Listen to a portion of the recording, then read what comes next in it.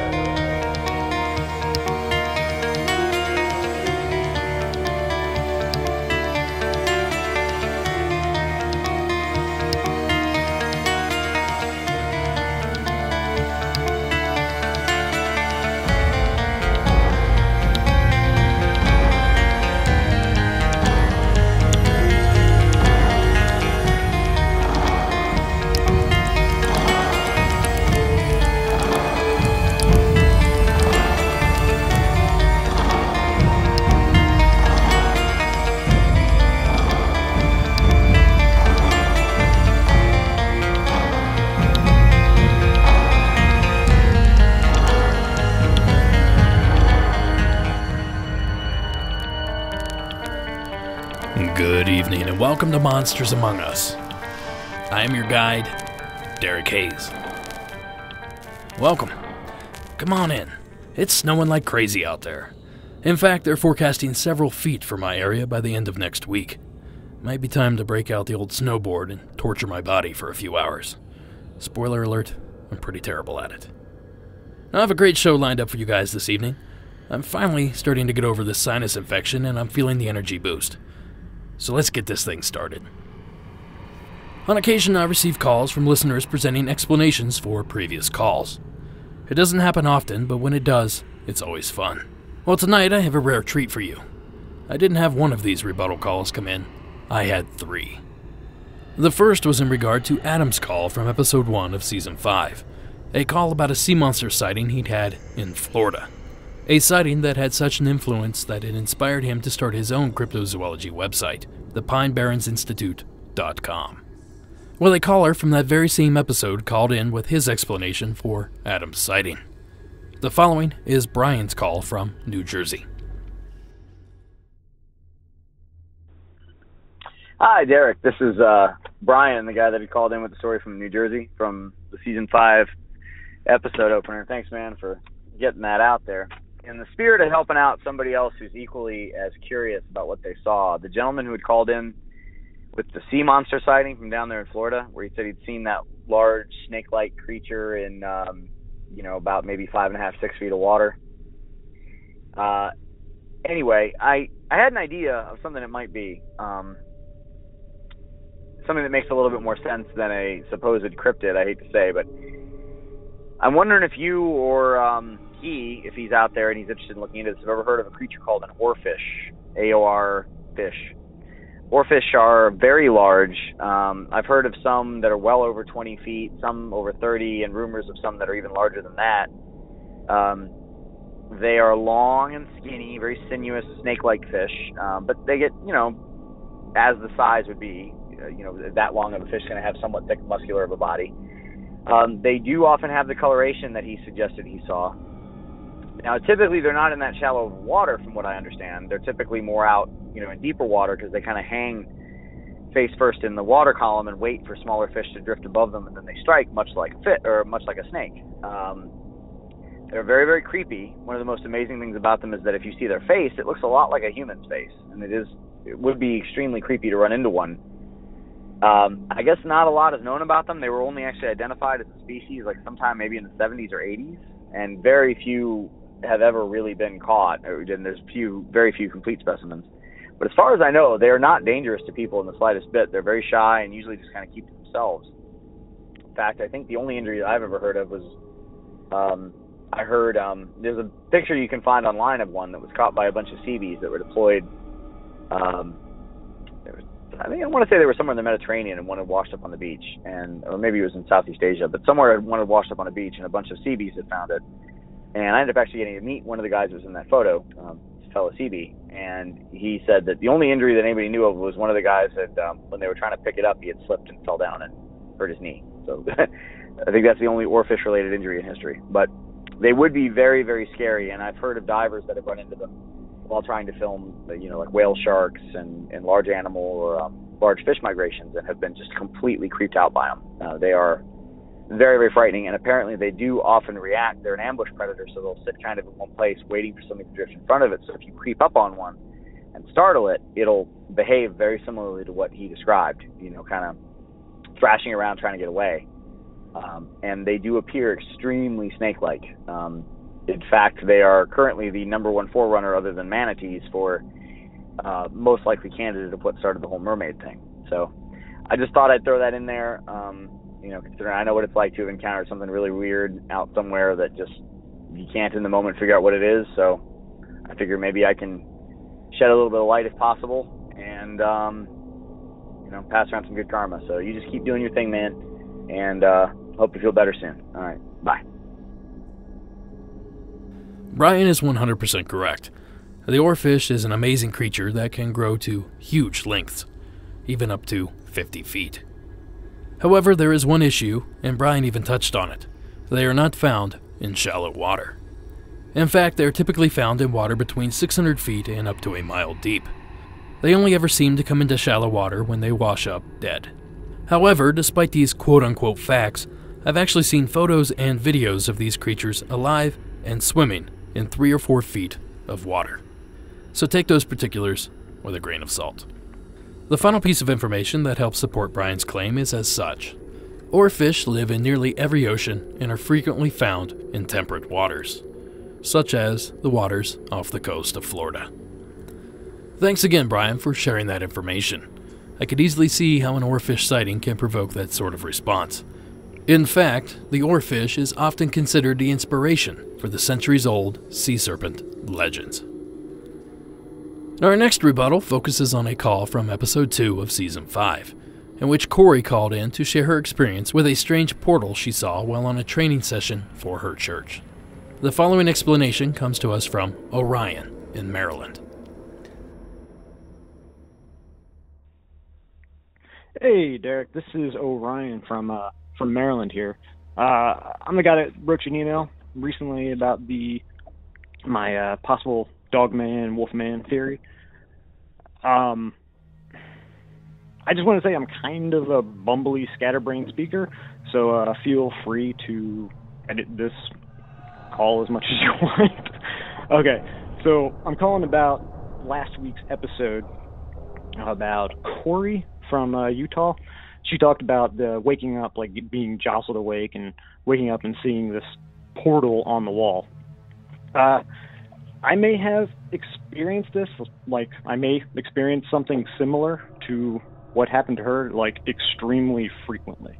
I have a weird neurological order called visual snow syndrome. Basically, it's diagnosis based on like several visual disturbances, including snow or just TV static, like across my entire visual field with eyes open or eyes closed. This is the main symptom, and that's where the order or disorder gets its name from. So there's that. One of the common symptoms of visual snow is sufferers are migraines, particular optical or ocular migraines. For those who haven't experienced this, it's pretty awful. It's like a migraine, ocular migraine, but has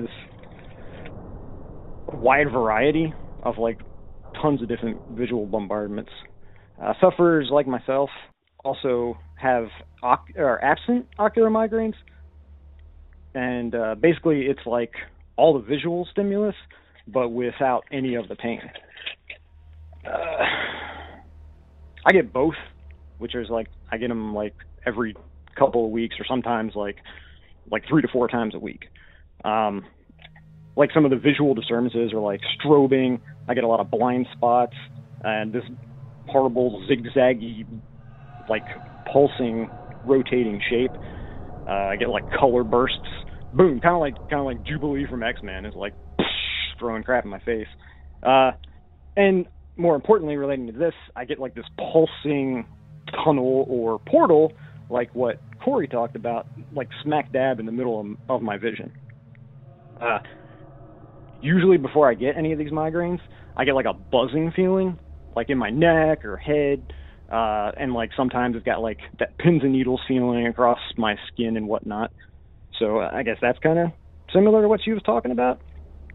A lot of times I'm like woken up in the night, like kind of like the feeling when you fall in your dream and you hit and you woken up, and like I just wake up and my room is like shifted into hyperspace. It's like all the constant bombardment with the big tunnel in the middle, and I kind of just have to wait through it because it's eyes open I see it, eyes closed I see it, and I just have to wait through the attack until it's over.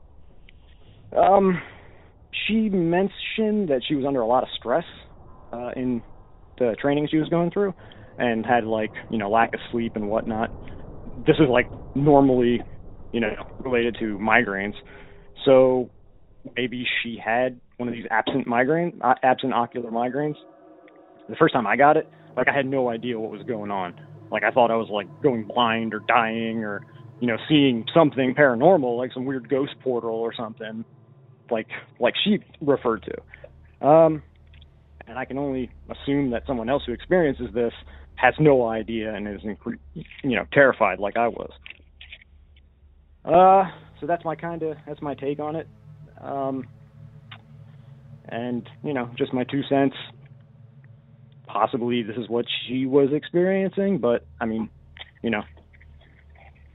knows? It could be something more of a paranormal related, being that she said the building she was in had some history.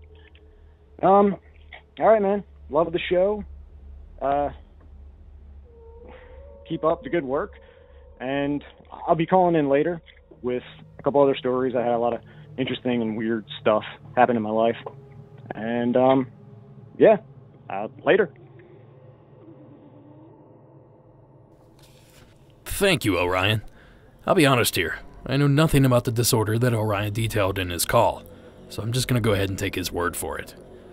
The explanation seems to make sense, but it does leave me with one question. If the experience that Corey had was simply a manifestation of this disorder, shouldn't it have happened again? And if it did happen again, why is it that Corey didn't mention it?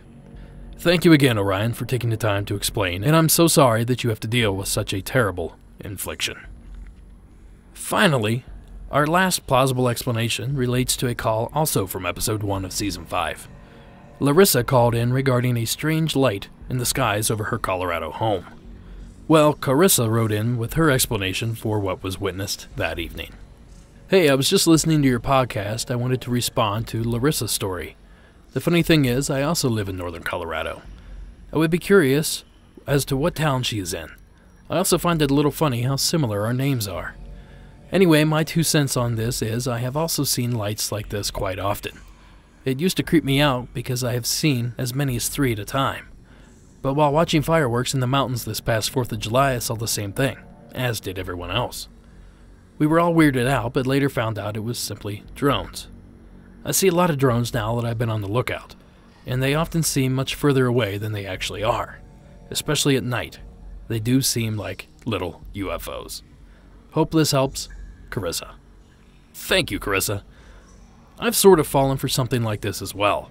I was in downtown Palm Springs over the summer, and a couple of kids had these weird wind-up toys that would send an illuminated propeller 100 feet up into the air. From a distance, the streaking light looked quite otherworldly. It wasn't until I saw them actually launch the toy that I realized that was what I was seeing. So I could easily see how a drone, especially at a distance, at night, could give one pause. Of course, that's not to say that every UFO encounter is easily written off to drones. Thank you again, Carissa. Alright, let's get into the first story for the evening. This call fell between the seats, so to speak. Early on, I created a subfolder that contained a few stories that until now I didn't realize I even had. So without further hesitation, this is Dylan's call from Kentucky.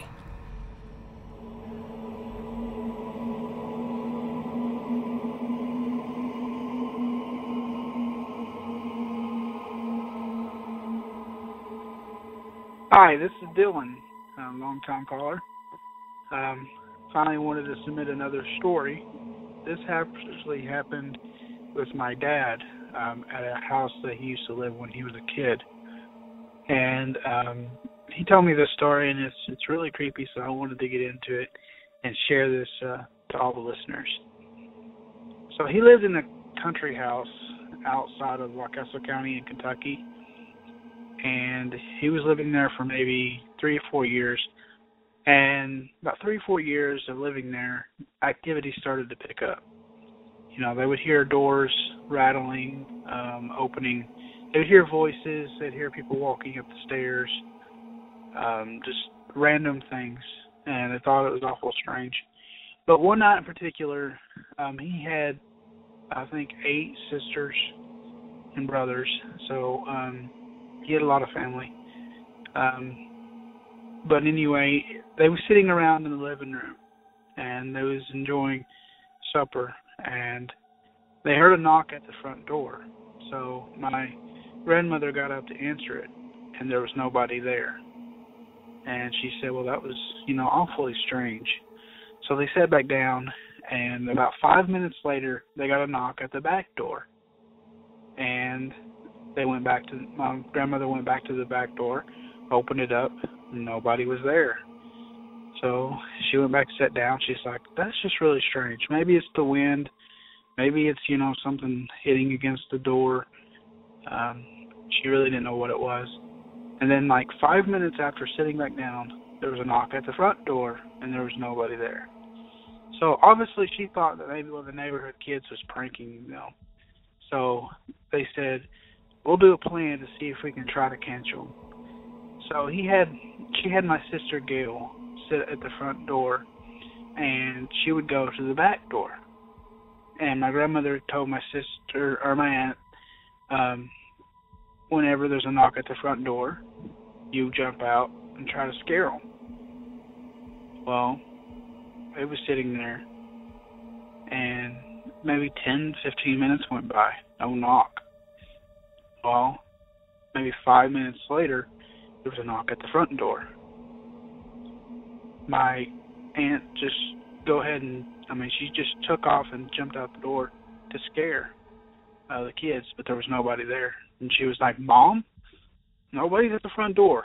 And then when she said that, all of a sudden there was a big bang at the back door. So my grandmother jumped out, and I forgot to mention, but it was pouring the rain. Just pouring the rain. And she jumped out the back door, and she looked off her porch, and there was 2 little children shivering in the cold. And my grandmother is a very religious grandmother, I'm sorry. But she passed away of cancer when I was very little, though. But from the story of my dad, what he would tell me is that she said that my grandmother said that she couldn't control what she said. And she said normally my grandmother would have, invited the children in from the rain. But my dad said that my grandmother just shouted out real loud, "You little demons, you." And when she said that, the 2 entities or spirits just vanished out of thin air. And ever since that happened, they would experience several different things. They had a closet that would never stay closed. They boarded it up with boards and nails, and next morning they would be out on the floor in a line with each other, not just scattered, but they would be like just in a vertical line. There was a time when they would hear horses running around outside. They would hear voices. They would hear several different things, even a baby crawling on the floor. And the place was eerie feeling. And I still visit from time to time, just drive down there and see in the dark, and it really terrifies you. There's something to do with that property. I don't know what it is, but it's definitely haunted. But I wanted to share that story, and there were several stories that my grandmother and my aunts and uncles had experienced, and I want to share that at a later time. So I really appreciate the show. I'm sorry for the delay of not sending much stories in here lately, but I've been busy. But I love this show, and just wanted to submit that story. I really appreciate it. Thank you. Have a good day.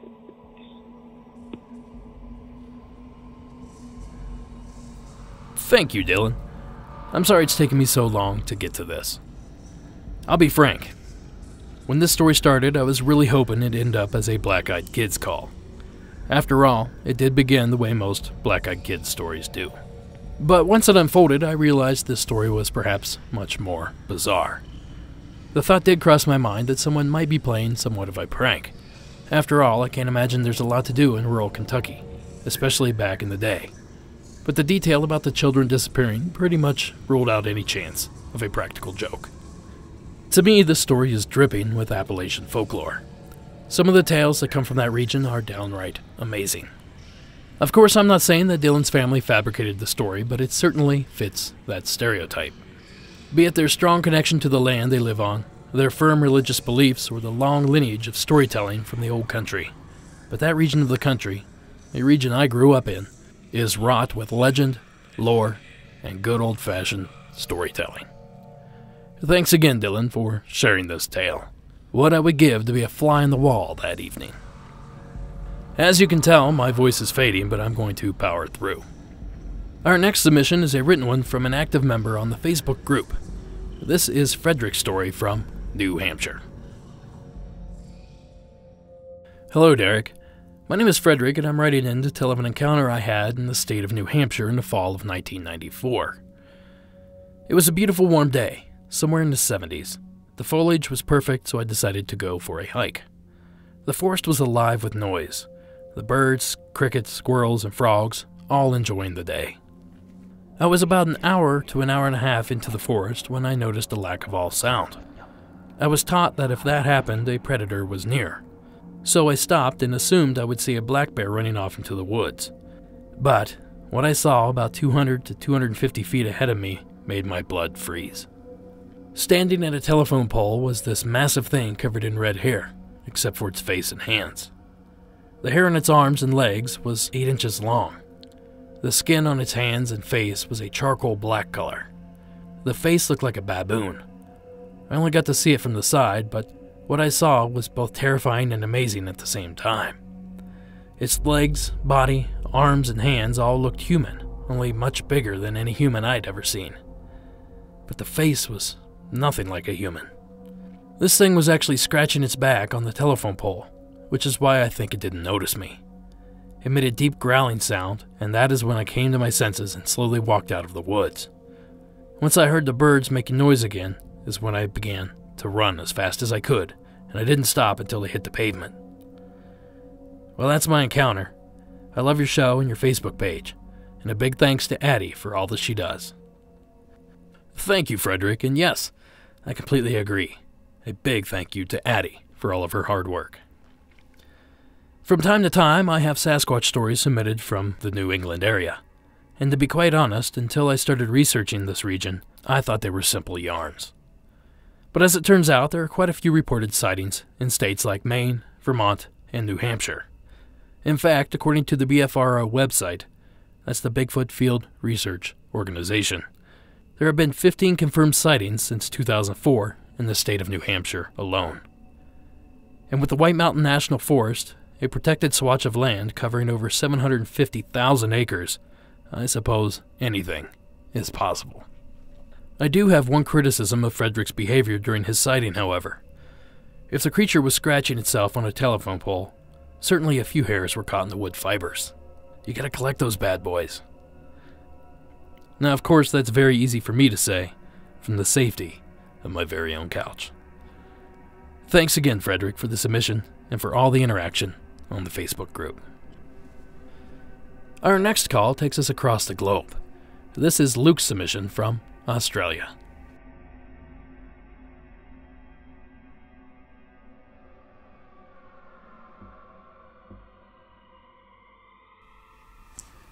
Hi Derek, it's Luke here. Recently I shared a story about a silhouette or a shadow figure which I saw standing at the end of the bed in my teenage years. As promised, I've got a couple more stories, so here's the next. This story is a lot more recent. It actually goes back to November last year. At the time I was keeping notes about what was going on, and a little bit of backstory on that was that I got unwell and had to take time off work to recover. It was a serious condition with my bowel, so that was the best thing for me at the time. And in that time I started to notice I was dreaming a lot more vividly. I was having a big jump in, I guess, intuitive feelings and just noticing odd feelings around me. None of this was medication inspired. But yeah, it was a bit of a change, and that's where I started to grow an interest in the paranormal and started listening to podcasts because I wanted to know more and find out a little bit more about what was going on. Now, it was actually in November of 2016. It was the night of the supermoon. As I said, I had this all noted down. So we had gone to bed, me and my partner. We had been asleep for quite a few hours now, so I'm guessing it was around sort of 3 or 4 in the morning that this happened. I just remember lying in bed, starting to come out of a sleep, but still be in that dozy state, but feeling really unsettled or unsafe. Didn't have any sleep paralysis. I was still in control of my emotions, could move my arms, could move my head, but there's a really unsettling feeling in the air. It wasn't frightening, but something just really didn't feel right. At the time I noticed my partner was squirming around on her side of the bed, making a fair bit of noise.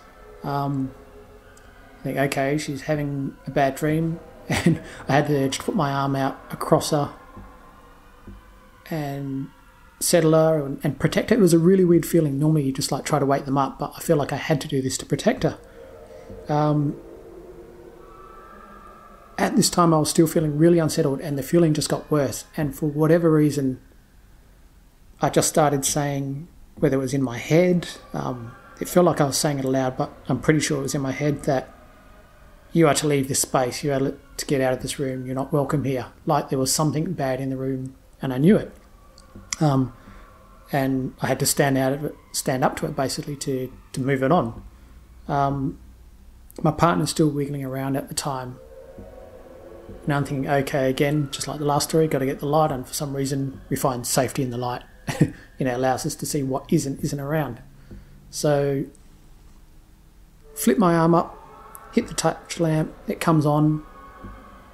My partner wakes up when the light comes on. And she's like, what are you doing, sort of thing. Now, as I'd hit the light and the light had come on, I had seen what looks like a dust or smog in almost a 2 or 3 turn spiral go up from the middle of the bed on her side, well, in the middle but closer to her side, up into the ceiling. The best way I could describe it is that, from recently seeing the movie Fantastical Beasts, there was that obscurus, misty type stuff. That's pretty much exactly what it looked like, but it was a very clean 2 or 3 twist spiral that went up. And when I saw that in the movie, my jaw dropped, and I was like, that's what I saw. So the light comes on, this spiral goes up to the roof, girlfriend wakes up, she's like, what are you doing? Why is the light on? And I'm like, okay, babe, I just need to know what was going on with you at the moment, because I'm trying to work out. I'm pretty sure I just saw something go up into the roof, but maybe it was in that, transfer from waking to flicking the light on, being half asleep, that I've imagined it. But she's obviously been tossing and turning. She stopped, she's awake, she's lying there, and she's like, I was having a bad dream. And I'm like, okay, now, do you know why I turned the light on? And she said, yeah, to pee me off. And then she went back to sleep. So I was feeling really unsettled. I'm just like, what on earth did I just see as the most random thing? And the fact that she had been having a nightmare and squirming around. I thought, okay, I lay back to bed. And I left the light on for a minute because I'm just trying to work this out and feeling very unsettled. So we went to bed. A few hours later, we wake up. It's the next day. We're having breakfast in the morning, sitting on the couch. And I ask her, do you remember anything from the night before? And she's like, not really. I remember I might have been having a nightmare, and that was it. So I explained what had happened and what I thought I'd seen, and she was just like, don't really remember any of it. She goes, I just remember I was having a nightmare. So I don't know what to make of it. It's really, really odd. I mean, she was obviously having a bad dream. I thought maybe that could have, played into me being asleep and giving me a bit of a nightmare and waking me up in the process. But the fact that when I flicked the light on, I saw this spiral go up to the roof, that's the bit that I sort of can't make sense of, because, I'm looking for all the logical explanations. But again, with this story, I've had nightmares before, but that sort of weird feeling, which is not normally there in a nightmare, was with this occurrence as the same as it was with my previous occurrence that I spoke of. It's a level of fear which hangs around for a couple of days. It's very different. So, yeah, that's pretty much the story. From there, never saw anything quite like that again. It was a one-off spiral up to the roof, and everything flowed on as normal. Now, sometime after that, I do recall having another similar situation where a weird dream or feeling odd and fearful only happened once since, and I woke up and flicking the light on. This sounds absolutely crazy, but what I saw, or thought I saw, were two large cat-like shadow things running around on the floor. Like I'd flicked the light on, spooked them, and they were trying to get out the room in a panic. They were about 50% bigger than a normal house cat. They were definitely cat-shaped, a little bit longer ears, a bit more elongated in the body. A really weird flowy sort of motion to them with the body and the tail. But the thing that stood out is they didn't have features. They were somewhat opaque but three-dimensional, and had a faint glow around the outside of their silhouette, almost like you'd see on coals in a fireplace. So I've had 3 unusual shadow being experiences, whether it's just part of my dreams, whether it's something I've seen, but the level of, that fear feeling or that negative feeling that goes with them is what really makes me think, there's something else more to them. So thanks again. I hope you can use the story, and look forward to listening to future episodes of the podcast. Thank you, Luke, for taking the time to submit your story. Luke's call made me think of 2 separate things, so I won't waste any time getting to both of them. And this might be a bit of a stretch, but hear me out on this one. Luke's partner was obviously having a nightmare while he witnessed this strange phenomenon. I'm wondering if she perhaps conjured up the strange dust cloud in the form of a tulpa. Now, a tulpa is a concept in mysticism that manifests as a being or object which is created through spiritual or mental powers.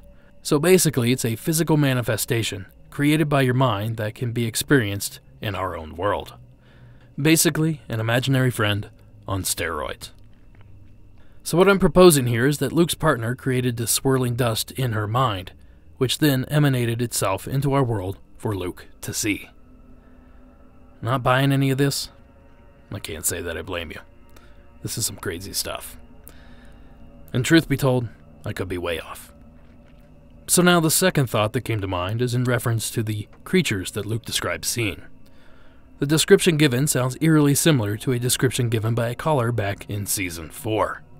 On Episode 2 of that season, I played a call from Katie in Illinois who claimed to see a very large, cat-like creature with long ears. Here is a portion of that call.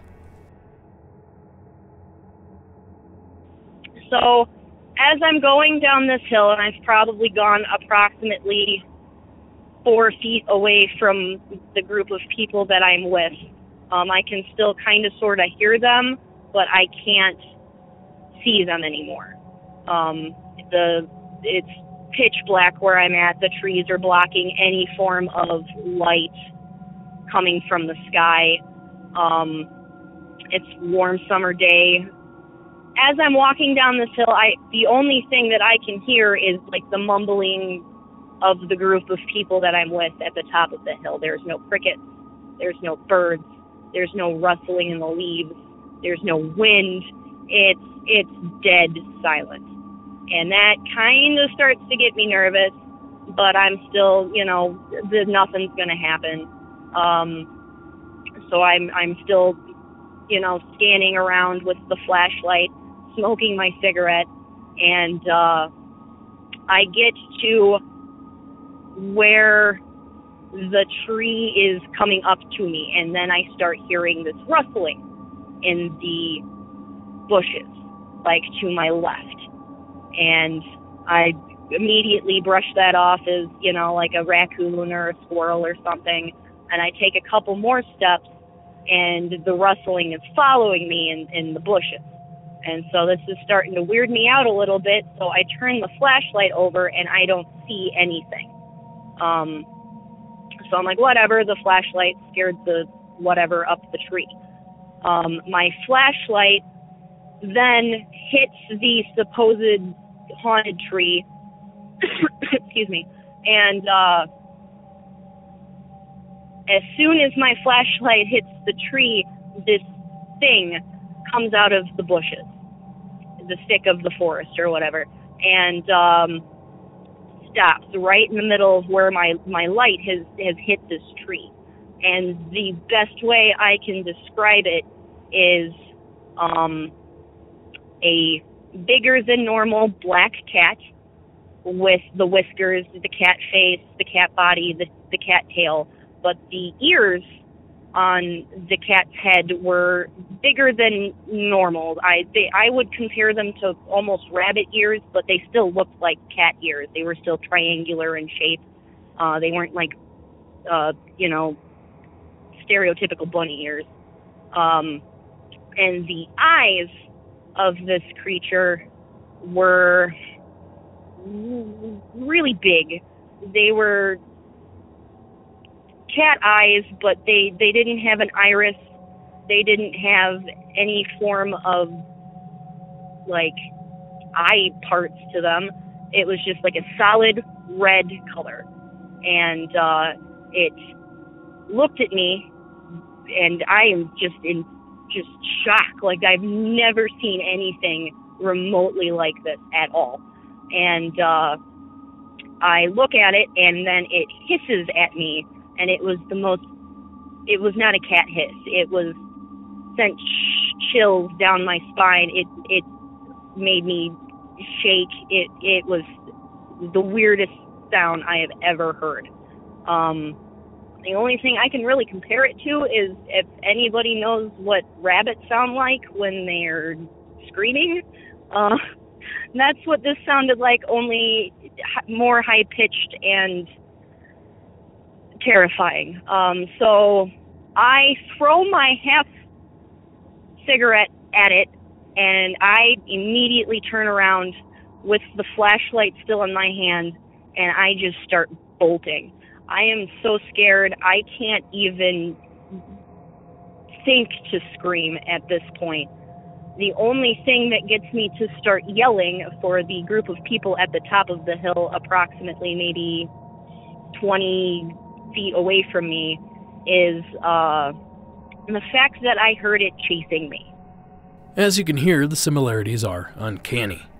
Cat-like in appearance, glowing eyes, larger than a normal house cat, and the kicker, the same elongated ears. Now, I don't think it's possible that we're talking about a flesh-and-blood creature here.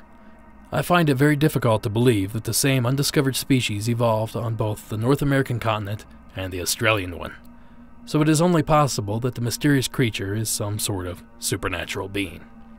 What both Luke and Katie saw, I believe, may have been the same creature, or at least type of creature, whatever that may have been. Thanks again, Luke, for taking the time to submit. Our next call involves a very popular trope in the paranormal field. This is Keith's call from New Jersey. Hi, Derek. My name is Keith. I'm from New Jersey. I just started listening to your podcast, so I thought I'd call in with my short little story. And the weird thing about this story is I didn't realize that it could have been something strange until almost exactly 20 years later after I had the sighting. So let me rewind back to 1997. I was a freshman at Rutgers University in New Brunswick, New Jersey. And I recall it was a weekend my roommate had gone home. I think he had a family event to attend to.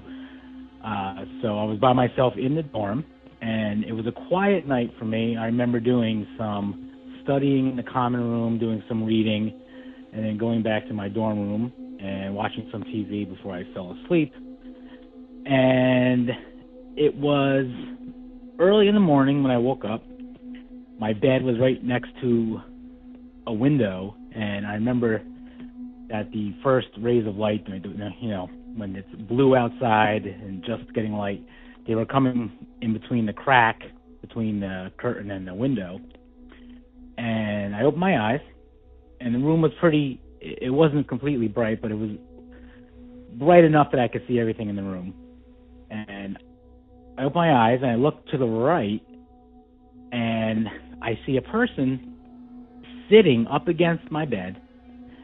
And the beds in the dorm room were set down a little lower to the floor than a normal bed would be. So I was pretty low to the floor, so I had a clear line of sight.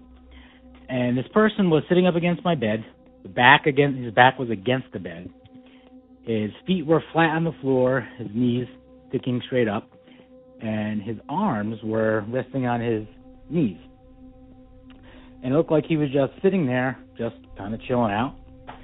And the most salient detail about this person was he had on this big, wide-brimmed hat that looked like, you know, like that old-fashioned farmer's hat, the old straw farmer's hat.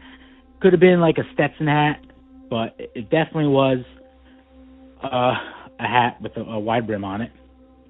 And so I'm looking at this, and my first thought was that some drunk college kid had broken into my dorm room and passed out there. I don't know. That, you know, it is college after all. But the problem was I'm a little bit OCD-ish about locking the door, and I always lock the door before going to bed. So that probably wasn't a possibility. So I sat up. I didn't sit up, but I propped up on my elbows, and I kind of said in an aggressive tone, "Hello?" And there was no reaction from the person. He just looked like he was facing straight ahead, looking straight ahead. And I couldn't see a face because of the wide brim of the hat. And I couldn't make out the details of the clothing, because he was completely black and dark. So I said hello, and nothing happened. And I'm staring at the guy. I'm blinking my eyes, to make sure that I'm fully awake, and he's still sitting there. Then after about roughly 5 to 6, 7 seconds, he slowly fades away. And I'm thinking to myself, did that just happen? So I was up after that, and I figured that I was just still half dreaming. So this was just a vision I had. I was half awake, even though I felt pretty awake when I said hello to the guy sitting against my bed. So I didn't think much of it after that, but it always stuck in my head because before then and since then, and I'm almost 40 years old, I've never had any visions upon waking up. I've never had any groggy, dream-like visions. So I always thought about that every now and then, that it was so strange that one time I had seen that vision in my room, and it was so clear. I had never experienced anything before or since. So, like I said, every once in a while I used to think about it. And then about 20 years later, almost exactly 20 years later, in the spring of 2017, I was listening to a podcast, and this particular podcast was about shadow people.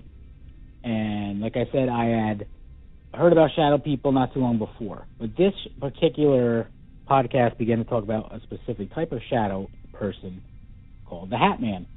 And as soon as they started talking about the Hatman, I thought of that night 20 years ago in my dorm room at Rutgers, or early morning rather, and I thought of that figure that was sitting by my bed. So right then and there, it clicked that, whether Hatman is a real entity or whether it's just a common vision that people have for whatever subconscious reason, I had experienced seeing a Hatman-type figure next to my bed. I just thought it was strange that 20 years before I had even heard of Hatman, either I had actually seen him and didn't know who he was, or my brain had conjured up an image of him that long before I even heard the name or saw a picture of him. So that's my story. Like I said, I don't know if what I saw was anything supernatural or paranormal, but the fact that it was the only time I had ever seen a figure while I was awake like that, and he ended up fitting the description of Hatman, I thought was a little strange. So thanks for listening to my story. I appreciate it, and I love your podcast. Take care. Thanks, Keith. I think nearly everyone listening has heard of the Hatman by this point, so I'll skip over the introduction and get straight to what I think possibly could have been at play here. College is stressful, especially in the first year or so. So it's entirely possible that what Keith saw was simply a stress-induced hallucination. When stress levels are high enough, the human brain can do all sorts of strange things. Granted, visual hallucinations due to stress are extremely rare, so the chances of this being the case are actually pretty slim. Otherwise, the Hatman is well known for a reason. Claims of his visitation are quite common in the paranormal culture, so perhaps this was a clear-cut supernatural encounter. Either way, thanks again, Keith, for taking the time to call in. I have one more story to share with you guys, but before we get into it, I need to share some info with each of you. Did you know that Monsters Among Us is hosting a sticker contest? That's right, you have until February 28th to submit your sticker design. The designs will be voted on by the fans, and the winner will receive some Monsters Among Us goodies and prints of their very own sticker. To submit, simply email your design to lloydmod@gmail.com. That's LLOYDMOD@gmail.com. Or just check the Facebook page for further details.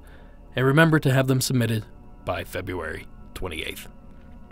I'm getting ready to record the first paid episode for Monsters Among Us Beyond, so it's not too late to get in on that action. Simply head over to www.patreon.com/Monsters Among Us podcast to sign up, or simply follow the link in the show notes. And for those that have already signed up, thank you so much. The response has been overwhelming. I'll be sending you some information shortly about your very first exclusive episode.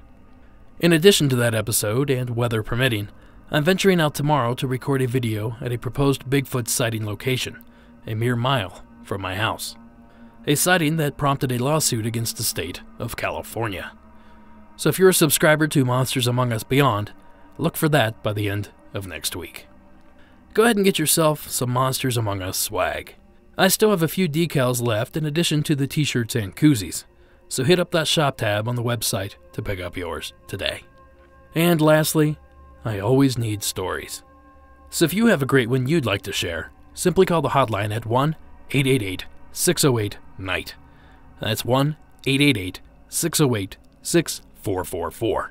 Or visit the website at monstersamonguspodcast.com for more submission options.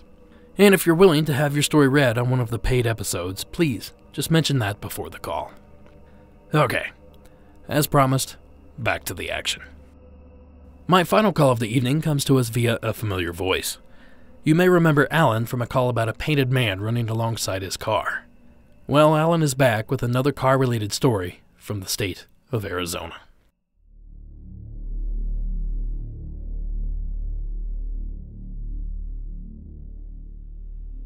Hi, Derek. It's Alan in Arizona again.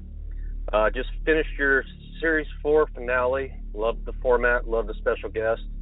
I'm kind of kicking myself for not calling in for the hometown legends thing because I have an experience with the topic you had on, the La Llorona. But when I heard it, it was just the weeping woman story. Okay, my story happened back in June of 1991, just before I was leaving for Marine Corps boot camp. My dad had kind of turned me loose since I was leaving for the Marines, and I was out partying pretty much before I left. I remember he had told me the story a couple years previous to my experience. So me and a buddy had talked about it. So one Saturday night, we'd scored a 12-pack of beer, and we were going out to the area supposedly where you would hear the weeping woman. There's a few changes to the story, though, that my dad told me, in that it wasn't a mother, but it was a grandmother who was babysitting her grandchildren that got washed away in a flash flood.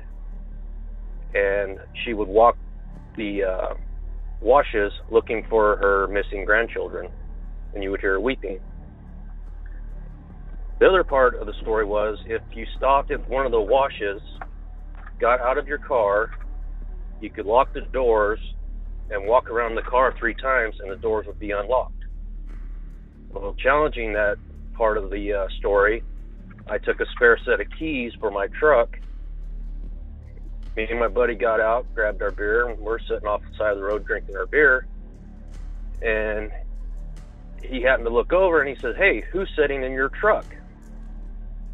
And so I looked up and I'm like, what the hell? There was somebody sitting in the middle of the seat in the cab.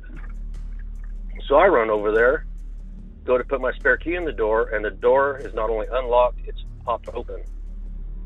There's nobody in the cab. He freaks out, I freak out. We jump in the truck, go to grab the keys that I left in the ignition, and they're gone. So I still have my spare keys in my hand. I get the truck started, and we get the hell out of there. Well, the next day I'm looking in my truck trying to find my original keys. I find them behind the seat in the passenger side corner of the cab, like somebody had pulled them out of the ignition switch and tossed them over their shoulder. So that was kind of the end of my little scary night there. And 2 weeks later, I shipped off to MCRD San Diego for the Marine Corps. Love your show. Got a lot more stories. I just don't want to overwhelm you, but I will try to call in at least once a month. Thank you for your show. Have a good day. Bye. Thank you, Alan. I kicked around the idea of saving this call for the next Hometown Legend special, but I thought it was too fun not to share. Outside of a strange reflection or trick of the light, I can't think of any other explanation that would put a figure in your truck. The detail about the keys made a rational explanation even more difficult to achieve. There is, however, one thing I'd like to say about this encounter. You guys have some serious cojones to get back in that truck after witnessing something like that. I might have walked home. Thanks again, Alan, for that amazing call. And that's going to do it for this episode of Monsters Among Us. And not a moment too soon, I have no voice left. Monsters Among Us is written and produced by me, Derek Hayes. Additional support is given by the talented Warren Pond Abbott and the amazing Addie Lloyd. Music for this episode was provided by Coag, Antitector, Mayu, and Nature World 1986. Thank you all for listening, and until next week.